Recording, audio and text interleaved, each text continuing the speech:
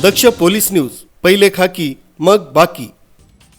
पालघर जिल्ह्यातील मोखाडा येथील ग्रामीण रुग्णालयांमध्ये कोट्यवधी रुपयांची अत्याधुनिक वैद्यकीय उपकरणे आणि यंत्रसामुग्री उपलब्ध असूनही ती गेल्या अनेक महिन्यांपासून धूळ खात पडून आहेत।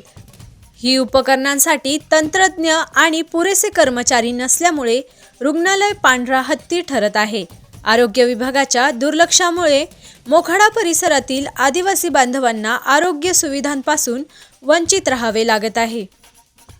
मोखाडा ग्रामीण रुग्णालयात एक्स-रे मशीन, विविध प्रकारच्या रक्ताच्या तपासणी उपकरणे आणि इतर महत्त्वाची जीवनरक्षक उपकरणे उपलब्ध आहेत, परंतु या उपकरणांच्या वापरासाठी तांत्रिक मनुष्यबळ नसल्यामुळे ती बंद आहेत। रुग्णालयात डॉक्टर आणि कर्मचाऱ्यांची अनेक पदे रिक्त असल्याने स्टाफवर कामाचा मोठा ताण आहे। स्थानिक नागरिक आणि सामाजिक कार्यकर्त्यांनी याबद्दल अनेकदा आरोग्य विभागाकडे तक्रारी केल्या, परंतु दुरुस्तीचा अभाव आणि कर्मचारी भरतीमधील दिरंगाई यांसारख्या प्रशासकीय कारभारावर कोणताही तोडगा काढला जात नाहीये।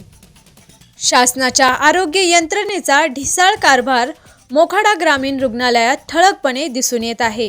आरोग्य सुविधा उपलब्ध करून देतो असे आश्वासन देणारे प्रशासन प्रत्यक्षात सुविधांकडे दुर्लक्ष करत आहे।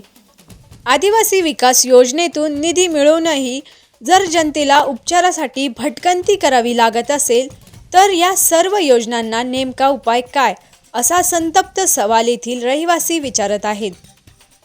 स्थानिक लोकप्रतिनिधींनी आणि जिल्हाधिकाऱ्यांनी या गंभीर समस्येकडे तातडीने लक्ष देऊन रुग्णालयातील रिक्त पदे त्वरित भरावीत, तसेच धूळ खात पडलेली यंत्रसामुग्री कार्यान्वित करावी, अशी जोरदार मागणी मोखाडा परिसरातून होत आहे।